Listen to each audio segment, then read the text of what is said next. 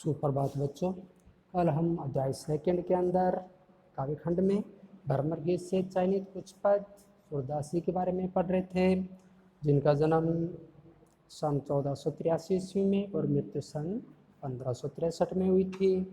सूरदासी के जीवन काल के बारे में पढ़ा, उनके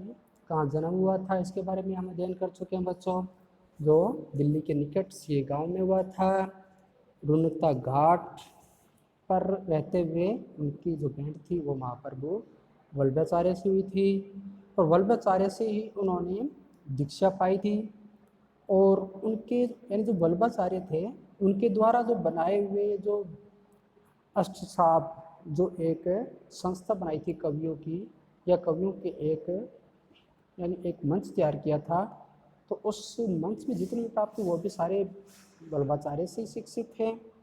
यानी इस प्रकार के वो एक तरह से 8 कवि थे जो इस तरह से भगवान श्री कृष्ण की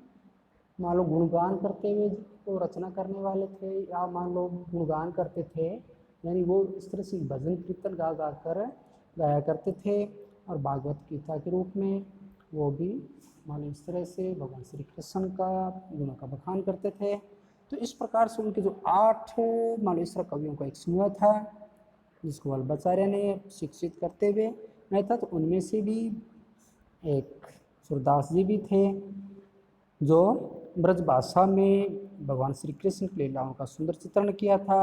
वे भक्ति और श्रृंगार कवि के वात्सल्य अनुपम कवि माने जाते हैं, यानी सर्वश्रेष्ठ सबसे सर्वश्रेष्ठ कवि के रूप में जाने जाते हैं। और इनकी जो प्रमुख 3 रचनाएं जो सुरसागर, श्रावली और साहित्य लहरी, जो ये 3 प्रकार की इनकी जो मुख्य प्रमुख रचनाएं मानी जाती है। और इन्हीं में से जो सुरसागर था उसमें से भगवान जो श्री कृष्ण की है उनकी मालूम के गुणगान किया था। तो इसके रूप में देखते हैं बच्चों, यार उनकी जो अक्षय कृति है वो भी बड़ी मतलब आज है, अमर है उनकी, यानी अक्षय यानी कभी नष्ट होने वाली कृति, यानी यश उनका कभी न नष्ट होने वाला उनका जो यश है कृति है, यानी आज वो अमर हो चुके हैं, वो कभी भी नष्ट नहीं होने वाले। और सूरदास जो अष्ट छाप के तो शीर्ष कवि के रूप में भी जाने जाते हैं। तो अष्ट छाप अभी जो बच्चों बात की थे ना कि एक प्रकार से जो 8 जो इस प्रकार के जो भक्त कवि हुए हैं, या कवियों का ऐसा एक समूह है जिसमें 8 प्रकार के कवि थे। तो उनके अंदर शीर्ष कवियों में मालूम उनका नाम जाना जाता है। तो इस तरह उनको अष्टछाप कहते हैं, यानी अष्टछाप उस समय के समकालीन जो इस प्रकार से 8 कवियों का एक समूह था उसी को अष्टछाप कहा गया यहाँ पर। तो इस तरह से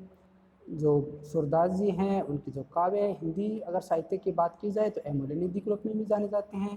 तो इस तरह से बच्चों हमने कल इसके बारे में पढ़ा। फिर किस प्रकार से सुरसागर के जो भ्रमर गीत है उसमें से ये 6 पद इसमें लिए, जिसमें हमने कल पहला जो पद था उसका अध्ययन कर लिया था, जिसमें किस प्रकार से बुरा वेदना से गोपियाँ मान लो अपने को सांत्वना देती हुई, या कह सकते हैं भगवान श्री कृष्ण को याद करते हुए किस तरह से उद्धव को कहती है। और भगवान श्री कृष्ण ने भी इस तरह विरह वेदना जो व्यथित यानी जो व्याकुल थी गोपियाँ उनको सांत्वना देने के लिए उद्धव को भेजते हैं। और उद्धव जब उन्हें निर्गुण ब्रह्म और योग का उपदेश देते हैं, निर्गुण ब्रह्म यानी उन्होंने कहा कि आप अपने अंतर मन में भगवान का स्मरण करते हुए आप इस जो प्रेम है या स्नेह भाव है इससे मुक्त होकर आप ईश्वर भक्ति कीजिए। तो इस प्रकार से योग साधना के द्वारा अपने मन को वशीभूत कीजिए। तो इस तरह से कहा। तो किस तरह एक भंवरा आने पर उस भंवरे के बहाने उस भ्रमर के बहाने वो उद्धव को जवाब देती है, यानी उद्धव से सीधी बात प्रत्यक्ष बात न करते हुए जब एक भंवरा उड़ता हुआ आता है तो उस भंवरे को वो अपना लक्ष्य बनाते हुए या व्यंग्य के रूप में उस जो उद्धव आया था जो भगवान श्री कृष्ण का जो संदेश लेकर, और भगवान श्री कृष्ण को हम कहती हैं कि किस प्रकार से जो आप योग संदेश लेके आए हो ये हमारे लिए उस कड़वी ककड़ी के समान है जिसका स्वाद बड़ा ही कड़वा होता है। तो ये भी हमें उसी प्रकार से बड़ा कड़वा लगा, यानी कि आपका जो संदेश है ये बड़ा हमें कटु लगा है। हम भगवान श्री कृष्ण को उस तरह चाहते हैं जिस तरह से हारिल पक्षी अपने पैरों यानी अपने पंजों के अंदर लकड़ी का एक टुकड़ा दबाकर जो जीवन भर निकाल देता है उस लकड़ी के सहारे, यानी उस लकड़ी को छोड़ता नहीं है, उतना उससे प्रेम करने लगता है, वो स्नेह करने लगता है, उसी प्रकार से हम भी भगवान श्री कृष्ण से उसी प्रकार प्रेम करते हैं, स्नेह करते हैं कि अब हम उनके अलावा और हमारे हृदय में कोई भी वास नहीं कर सकता। तो इस तरह से वो कहते हैं कि आप कहते हो कि हम वियोग का मालूम उस वियोग को त्याग कर या भगवान श्री कृष्ण को त्याग कर हम अपने मन के अंदर किसी और को धारण करें या किसी और से प्रेम करें या अपने मन को वश में करें कि भगवान श्री कृष्ण को कभी हम याद ही न करें, ऐसा नहीं हो सकता। हमारे हृदय में भगवान श्री कृष्ण मालूम प्रेम स्नेह के रूप में बसते हैं और वो अब हमारे मन से किसी तरह से भी नहीं निकल सकते, नहीं हम उन्हें निकाल सकते। तो इस तरह से वो कहते हैं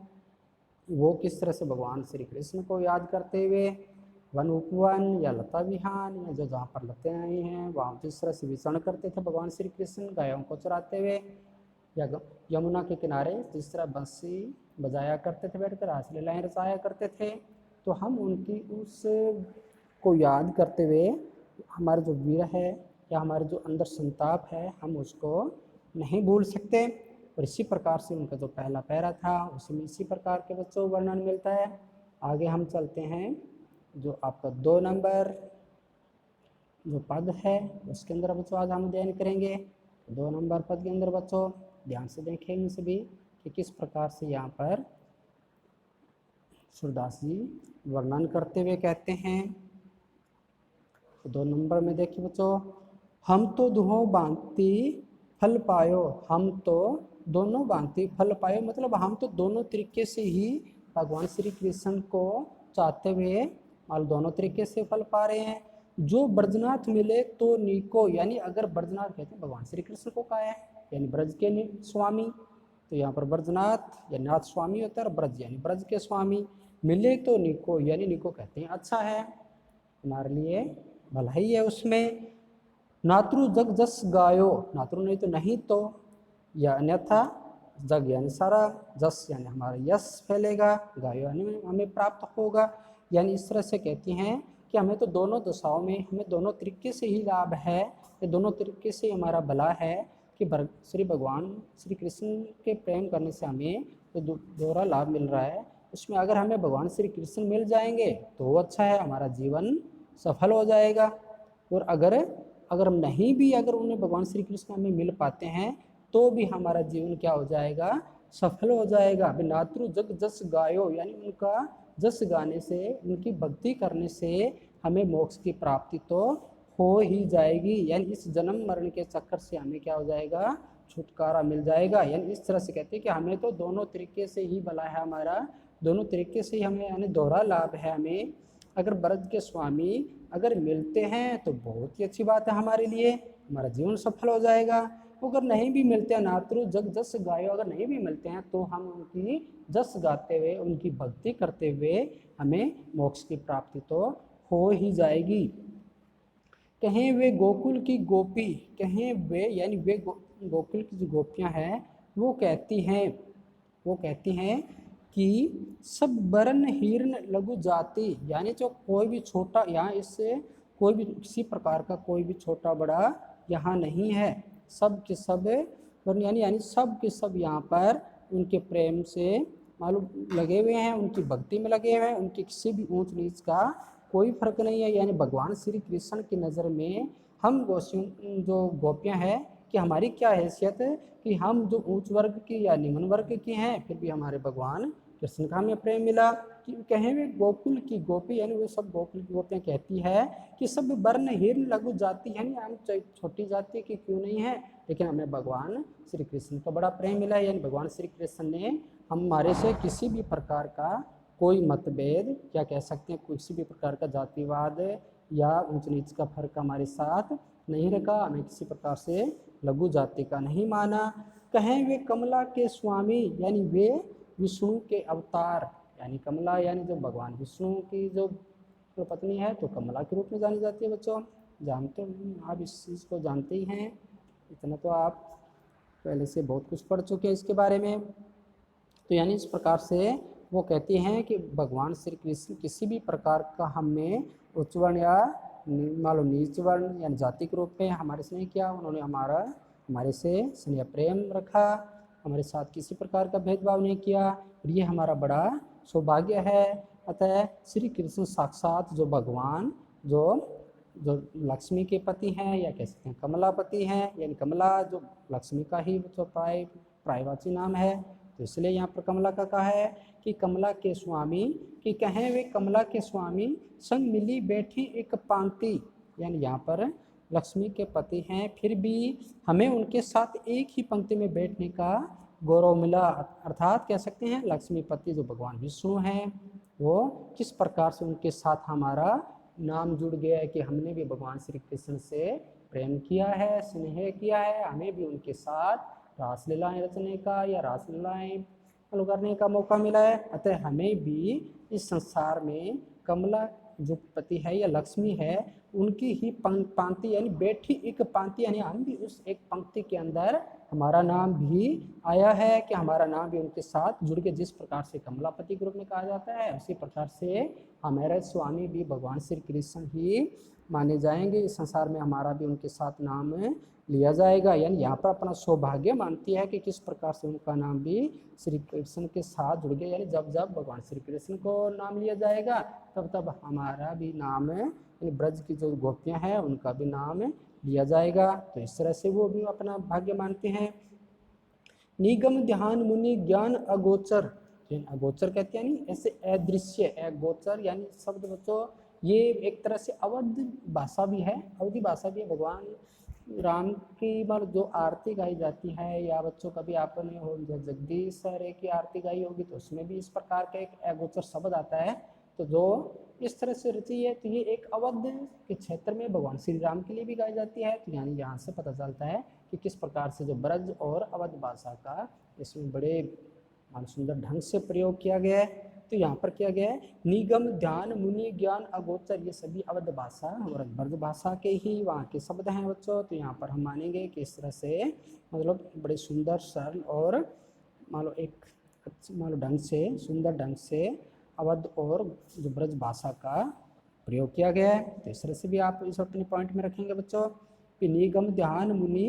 अगोचर, यानी किस प्रकार से निगम कहते हैं बच्चों, यानी जो हमारे शास्त्र हैं, यानी वेद शास्त्र हैं, उनके जो ज्ञान हो, जिसको ज्ञान हो या जो ज्ञानी होता है उसको निगम कहा जाता है। तो निगम ध्यान यानी जो शास्त्रों का, वेद शास्त्रों का ध्यान धरने वाले या ज्ञान रखने वाले मुनि ज्ञान, या और मुनि ऐसे मुनि योगी भी जिनको भी मान लो इस तरह से के लिए अगोचर हैं, यानी जो ऋषि मुनियों के लिए या वेद शास्त्रों का ध्यान रखने वालों के लिए भी जो ईश्वर है वो अदृश्य है, अगोचर कहते हैं अदृश्य, यानी उनको भी कभी भगवान ने अपना मतलब दृश्य में या मतलब कह सकते हैं उन्होंने कभी भी उनको भी मतलब दर्शन नहीं दिए। ते वह घोषनासी,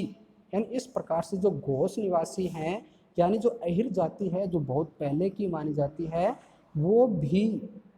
यानी वो भी उनको मतलब उनका भी वो भाग्य नहीं कि वो उनको भी कभी ऐसे दर्शन मिले हों। तो यानी इस तरह से कहते हैं कि जो मतलब ऋषि मुनि है उनको कभी दर्शन नहीं दिए, और जो अहिर जाति है, जो मान लो उनके साथ रहने वाले जो गोकुलवासी है, वो भगवान श्री कृष्ण की मान लो शरण में रहकर किस प्रकार से उनकी लीलाओं का आनंद उठाते हैं। इसलिए कहा भी निगम ध्यान मुनि ज्ञान अगोचर, यानी इस तरह से जो वेद शास्त्रों का ध्यान रखने वाले और या मुनि ज्ञान जो ऋषि मुनि हैं, ऐसे ज्ञानी व्यक्तियों के लिए भी अदृश्य रहे। लेकिन ते वह घोष निवासी, लेकिन जो घोष निवासी अहिर जाति है उनके मालो हमेशा साथ रहे, यानी वो बड़े भाग्यशाली हैं कि उनको उनके जो दर्शन करने को मिले। तो इस तरह से आगे वर्णन करते हुए कहते हैं कि ता ऊपर अब सांच कहो धो मुक्ति कौन की दासी, यानी ऊपर अब सांच को, यानी सांच मतलब कहने की बात हो रही है यहाँ पर कि किस प्रकार से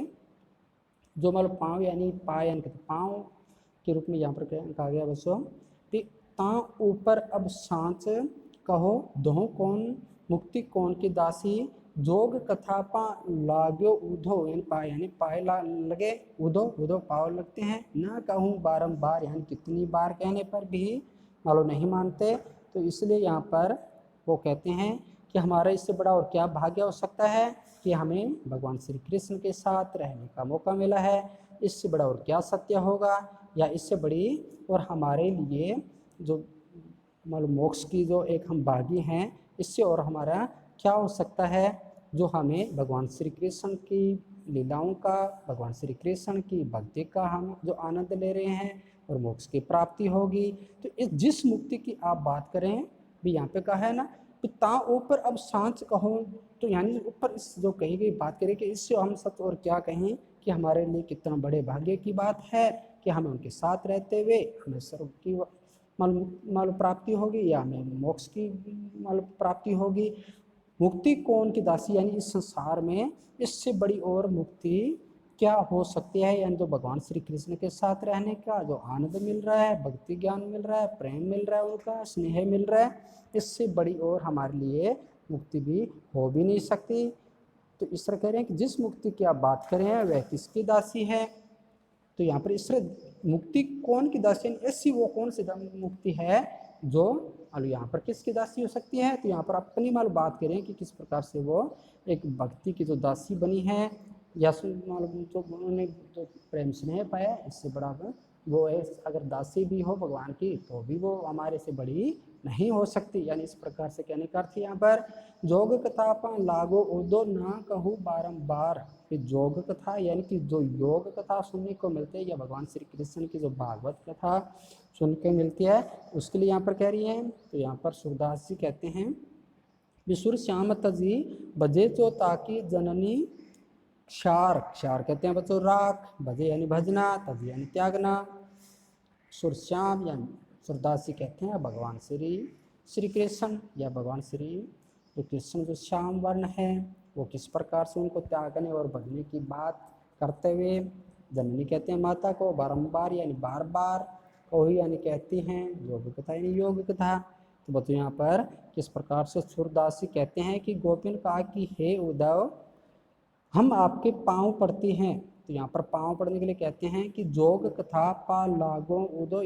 हे उद्धव जो तुम ये योग कथा हमारे लिए लेके आए हो या जो हमें ये जो निर्गुण भक्ति का आप जो संदेश दे रहे हो, अतः हम आपके पांव पड़ती हैं, आपके पांव लगती हैं, हम आपके चरण छूते हुए कहती हैं कि आप बार बार है ना,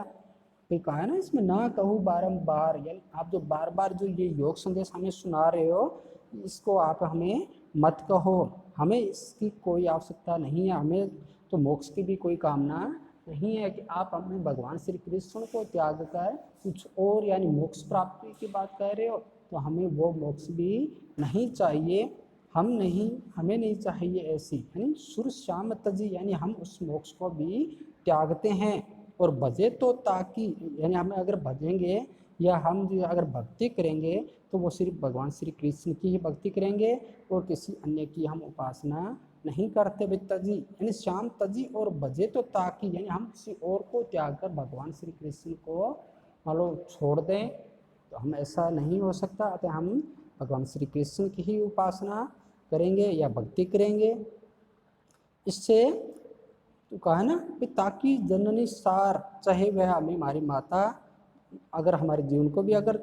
न तो यानी क्षार कहते हैं यानी राख के समान अगर नजर आती है तो भी हम उसको नहीं मानेंगे। वह है अपनी, चाहे हम उपासना करते यानी कि उपासना करें अगर करें भगवान श्री कृष्ण को छोड़कर, तो हम अपनी माता या अपने जीवन को भी तुच्छ मानते हैं। यानी हमारी जो जन्म देने वाली माता है, अगर जन्म देने वाली जो माता है हम उसको भी यानी मतलब एक तरह से तुच्छ दिखाता है, यानी हमारा जन्म लेना ही व्यर्थ है या हमारी माता ने जिसने जन्म दिया हम उसके लिए भी एक तुच्छ या व्यर्थ हैं कि हम भगवान श्री कृष्ण की भक्ति छोड़कर किसी अन्य और के शरण में जाएं, ये हमें बिल्कुल भी अच्छा नहीं लगता। यानी इसलिए कहा है कि सुर श्याम तजी और भजे, अगर हम भगवान श्री कृष्ण को छोड़कर किसी और को भजें तो ताकि जननी सार, तो हमारी जिस माता ने हमें जन्म दिया है उसके लिए बड़ी हमारे लिए एक शर्मनाक बात होगी या हमारे लिए एक तुच्छता वाली बात होगी। तो इस तरह से बच्चों ये 2 नंबर के अंदर जो हमने अध्ययन किया है ये इसका सार है बच्चों। तो थोड़ा ये पद के अंदर थोड़े बड़े ज़रूर हैं, इनकी व्याख्याएं थोड़ी बड़ी होगी, इसका जो प्रसंग आप स्वयं जो वही रखेंगे जो कल हमने रखा था, यानी जो करते हुए संदर्भ थोड़ा चेंज हो जाता है बच्चों। यानी इसमें मान क्या कह रही है, तो यहाँ पर भगवान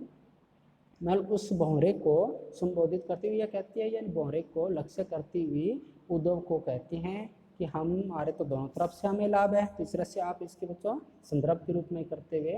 मतलब कहेंगे और इसकी व्याख्या करेंगे। रही बात विशेष की, तो विशेष के अंदर बच्चों आप लिखेंगे कि किस प्रकार से निर्गुण भक्ति की तुलना में सगुण साधना और प्रेम भक्ति को श्रेष्ठ बताया है। तो निर्गुण यानी जो इस तरह से समाज को त्याग कर या जो वेद शास्त्रों का जो अध्ययन करते हैं, यानी वेद का जो शास्त्रों का अध्ययन करते हैं ऋषि मुनि, यानी सब कुछ गृहस्थी या मान लो कह सकते हैं समाज की जो मोह माया है उससे मुक्त होकर जो करते हैं, तो उससे ज़्यादा श्रेष्ठ यहाँ बताया सगुण भक्ति को। यानी कि एक मान लो एक गृहस्थी में रहते हुए अगर हम भगवान श्री कृष्ण के प्रति इतना मान लो प्रेम करें, तो जो हमारी सगुण भक्ति है, ये साधना है, या हमारी जो ये प्रेम जो भक्ति है, स्नेह रूपी भक्ति है, ये कहीं ज़्यादा श्रेष्ठ है उससे। अतः गोपियों की जो प्रेम मान लो एक तरह भक्ति है उसके बारे में व्यंजना हुई है, यानी व्यंजित हुई है। और यहाँ पे लिखेंगे हम कि ब्रज भाषा और अवध भाषा का बड़ा सरल प्रयोग हुआ है। और बच्चों इसमें अनुप्रास अलंकार का तो प्रयोग आप लिखेंगे क्योंकि ऐसे बहुत सारे ऐसे शब्द आए हैं जो कर्मानुसार, जैसे जग जस गायो, तो जग और जस जिनमें जय वर्ण की आवर्ती हो रही है। और भी ऐसे बहुत सारे शब्द हैं जो एक ही जैसे मालूम वर्णों की बार बार उनमें मालूम आवर्ती हो रही है। तो यहाँ पर आप उसको अनुप्रास अलंकार तो रखेंगे। और बच्चों इसमें दृष्टांत अलंकार मालूम इसमें यानी निगम ध्यान मुनि अगोचर ते भय घोषणासी, इस प्रकार के जो शब्द आए हैं। तो यहाँ पर मान लो कह सकते हैं इसमें और कौन सा अलंकार मानेंगे बच्चों, तो इसमें आप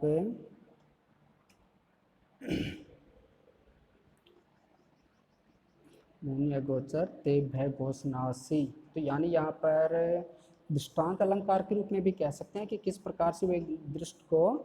पेश करते हुए, एक दृश्य को पेश करते हुए दूसरे यानी उसके साथ अपनी तुलना कर रही है, तो दृष्टांत अलंकार के रूप में रखेंगे बच्चों। तो ज़्यादातर यही है, यानी अनुप्रास अलंकार का है। और अवधि और जो ब्रज भाषा है उसका बहुत सरल सहज तरीके से प्रयोग हुआ है बच्चों। तो इस तरह से आप इसका अनुवाद प्रश्न व्याख्या के रूप में कर लेंगे बच्चों। फिर आगे हम चलें, थोड़ा ये आगे वाला थोड़ा छोटा इससे पद, तो इसको हम जल्दी से देख लेते हैं, बाकी का कर्मानुसार अपने आगे रखेंगे। बिलग जनी मानुह उदो प्यारे, यहाँ कहते हैं बिलग जनी मानुह उदो प्यारे, वह मथुरा का जर की कोठरी जे अवहिते कारे, यानी यहाँ पर उसे काजल की कोठरी मान रही है अपने लिए। यानी किस प्रकार से तो भगवान श्री कृष्ण उन्हें इस तरह से अपने प्रेम स्नेह के अंदर बांधकर किस तरह से उनके साथ कपट कर उनके हृदय को अपने साथ ले गए हैं, और वो वहाँ जाकर मान लो वहीं पर जाकर ठहर गए हैं, वो अब आने का नाम ही ले रहे हैं, मान लो ले नहीं रहे हैं। तो इस प्रकार से जो मथुरा है वो उन्हें उस काजल की बिल्कुल काली कोठरी के समान लग रही है उन्हें, यानी कि वो बिल्कुल ही अच्छा नहीं लगता कि भगवान श्री कृष्ण वहीं जाकर रहे या वहीं जाकर वो बैठ जाए, उनकी न सुने। तो इस तरह से यहाँ पर कह रही है, तो ये मतलब क्या है ना भाई, बिलग जानी मानो, मतलब अन्यथा अगर हम मानते हैं हे उद्धव, हम ऐसा मानते हैं कि जो वो मथुरा है वो उस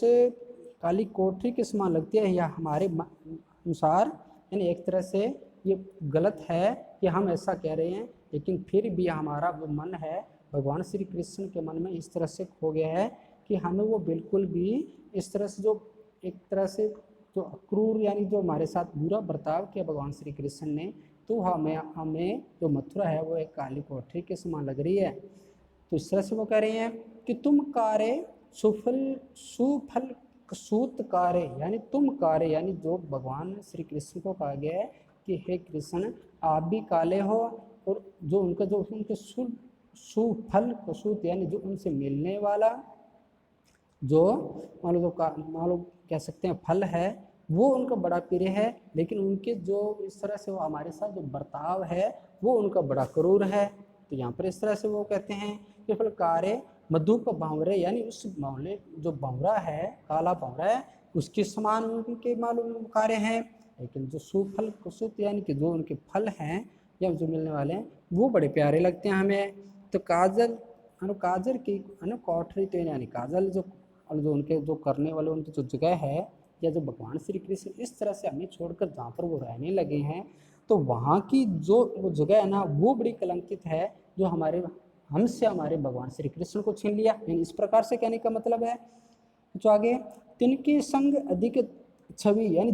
तिनके संग यानी जिनके कारण उनकी जो अधिक छवि थी, उपजा थी, या कमल नैन जो मणिहारे, यानी किस प्रकार से वो मणि के समान चमकने वाले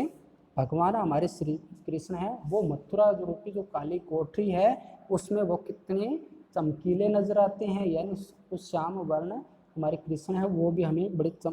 अनोखे नजर आते हैं। तो इस तरह से कहते हैं यहाँ पर। और मानो नील माटते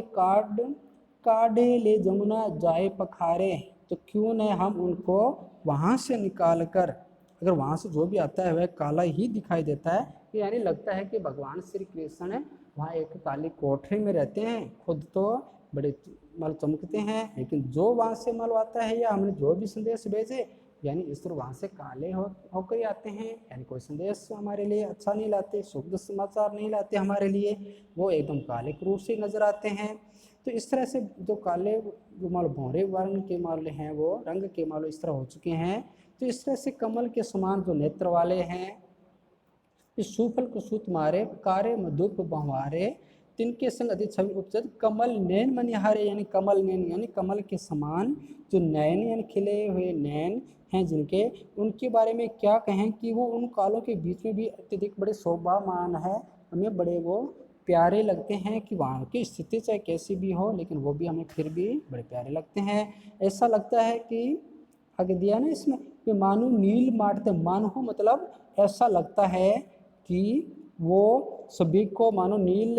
मटके यानी नील माटते काढ़े ले, यानी नील माट कहते हैं मटका को, और नील यानी नीले रंग के जैसे मटके में से निकाल कर, जैसे यमुना के जल में काढ़े ले जमुना जाए पघारे, यानी जमुना के पानी में जिनको धो डाला हो, प्रक्षालित कर लिया हो, तो यानी यहाँ पर पखारे कहते हैं बच्चों, धोकर सुखाना होता है उसको पखारना कहते हैं। तो यहाँ पखारे यानी जिस तरह से यमुना के जल में उनको ले जाकर जैसे धो डाला हो, तो यानी यमुना नील माटते, तो यानी यहाँ पर नीले श्याम वर्ण के रूप में भगवान श्री कृष्ण की छवि को दिखाया गया है कि किस प्रकार से भगवान श्री कृष्ण जो नीले रंग जैसे मटके से निकाल कर उनको उस यमुना के जल में जैसे प्रक्षालित किया गया हो या धोया गया हो, तो इसी कारण यमुना नदी भी काली हो गई है। तागुण श्याम बही कालिंदी, यानी इसके जैसे लगता है जैसे श्याम वर्ण के अंदर जो नदी का पानी है वो भी श्याम वर्ण में हो गया है, नील रंग का नजर आने लगा है। यानी कि जिस तरह से भगवान श्री कृष्ण को जब वहाँ से ऐसे लगता है जैसे निकल कर यमुना नदी में नहाए हो, और उनके नहाने से जो उनका रंग उतर कर नदी में मिला, तो वो भी श्याम वर्ण की नीले रंग की होगी, काली होगी वो भी। तो अतः कालीन सूर्य श्याम गुण न्यारे, यहाँ सूरदास जी कहते हैं कि सूर्य श्याम गुण न्यारे, तो यानी इस तरह से हमारे भगवान श्री कृष्ण बड़े ही निराले हैं, वो बड़े न्यारे हैं सबसे, कि वो जिसके साथ हमारे संपर्क में जाते हैं वो वहाँ का वैसा ही हो जाता है। हम उनके बारे में क्या बताएं कि भगवान श्री कृष्ण अगर जहाँ भी जाते हैं वो उसी रंग में रंग जाते हैं। यानी यहाँ पे हमें कृष्ण हमारे बड़े क्रूर नजर आते हैं, हमें यानी काले नजर आते हैं अपने मान लो रंग के अनुसार ही, तो वो जहाँ भी उनके पास हो जाता है वो काले रंग में हो जाता है। और अगर वो इस तरह से लगता है जैसे नीले रंग में से सने हुए थे और वो नदी में जाकर नहाते हैं, तो उसका पानी भी नीला और काला हो जाता है, तो वो भी उसी रंग में रंग जाते हैं। तो अतः हमारे कृष्ण मुरारी हैं वो बड़े न्यारे हैं, वो सबसे न्यारे हैं, वो जिस रंग में चाहे वो संसार को उसी रंग में रंग देते हैं। तो बच्चों आप यहाँ समझ में आ गया होगा भगवान श्री कृष्ण की किससे जो सुंदर छवि है उसका वर्णन किया गया है। काले रंग को मतलब यहाँ पर कितने सांवरा जो रंग है सलोना रंग के रूप में, यानी बड़ा सुंदर रंग का मतलब यहाँ पर व्यंग्य हुआ है। तो इस तरह से बच्चों इसको विशेष रूप में आप रख लेंगे। कवि ने यानी सूरदास जी ने, कवि सूरदास ने गोपियों के द्वारा इस तरह श्याम वर्ण के जो मतलब सुंदर जो व्यंग्य किया है वो अत्यंत मनोहारी है। इस तरह से आप इसका विशेष रखेंगे बच्चों। और किस प्रकार से यहाँ काली जो काजल की कोठरी है उसको भी मथुरा को मतलब काजल की कोठरी के समान व्यंजना की गई है, यानी व्यंग्य करती हुई उसको व्यंजना की है उस पर। और बच्चों यहाँ पर एक तरह लोकोक्ति भी है, काजर की कोठरी, यानी काजर के समान काली कोठरी। और बच्चों ये भी होता है ना बच्चों, भी काजल की कोठरी में दागने लगे, ऐसा हो नहीं सकता। यानी यहाँ पर भी भगवान मथुरा को काली कोठरी माना है कि किस प्रकार से काली कोठरी के अंदर जो भी जाता है वो काला होकर ही आता है, तो यहाँ भी उसी का प्रकार का हो जाएगा। और यहाँ पर काजल की कोठरी का भी मान लो एक अलग अर्थ है, और यहाँ पर काजल की कोठरी मतलब मथुरा के लिए कहा गया है। तो यहाँ पर एक ही शब्द के बच्चों जब दो अर्थ निकल रहे हैं तो निश्चित रूप से ये कौन सा अलंकार होगा बच्चों, तो ये श्लेष अलंकार होता है, पढ़ा होगा अपने 9th क्लास के अंदर। और अनुप्रास का प्रयोग हो रहा है बच्चों यहाँ पर, जमुना जाए, तो यहाँ पर उसके मालूम वर्णों की आवृत्ति हो रही है, कारे कारे, तो यहाँ पर भी मालूम जिस तरह से सुफल सूत कारे कारे मधु कुमारी, यानी दोनों के लिए एक ही शब्द दोनों का प्रयोग किया जा रहा है, तो ये भी यहाँ पर श्लेष अलंकार नजर आ रहा है। और भी जमुना जाए या और भी इस तरह से सूर्य श्याम शब्द जिस तरह आ रहे हैं, तो ये जो अनुप्रास अलंकार है उसके लक्षण नजर आ रहे हैं यहाँ पर। और एक उपमा भी दी जा रही है बच्चों, जिस तरह से मधुप बावरे जन मधुप बावरे का फिर रूप नजर, वही रूप नजर भगवान श्री कृष्ण को रूप यहाँ पर दर्शा दिया, तो रूपक अलंकार के रूप में नजर आ रहा है बच्चों। तो यहाँ रूपक अलंकार मतलब इस पैरे के अंदर या इस पद के अंदर यहाँ तीन अलंकारों का प्रयोग हुआ है, व्यंजना शक्ति का प्रयोग हुआ है, और जो भाषा है वो ब्रज भाषा यानी बड़ी सुंदर ब्रज भाषा का प्रयोग किया गया है, यानी सुंदर व्यंग्यात्मक शैली का प्रयोग किया गया है। तो इसे भी विशेष के रूप में रखेंगे बच्चों आप। तो इस तरह से आज हम अपना अध्ययन यहाँ 3 नंबर तक करते हैं बच्चों, काफ़ी थोड़े बड़े हैं, इनका विस्तृत व्याख्या भी इनकी विस्तृत है, तो हम इसको धीरे धीरे करते हुए, काफ़ी बड़ा लेसन है तो हम इसको लेकर थोड़ा थोड़ा समझते हुए अच्छी तरह से करेंगे इसको। और आप अपना साथ साथ में वर्क करते रहना बच्चों, नहीं तो आप पीछे रह गए तो फिर आपके लिए उस वर्क को करना काफ़ी कठिन होगा, आपको थोड़ा कठिन मालूम इस तरह से मालूम कष्टदायक भी लगेगा। तो इससे अच्छा है आप अपना वर्क साथ साथ में करें। जय हिंद।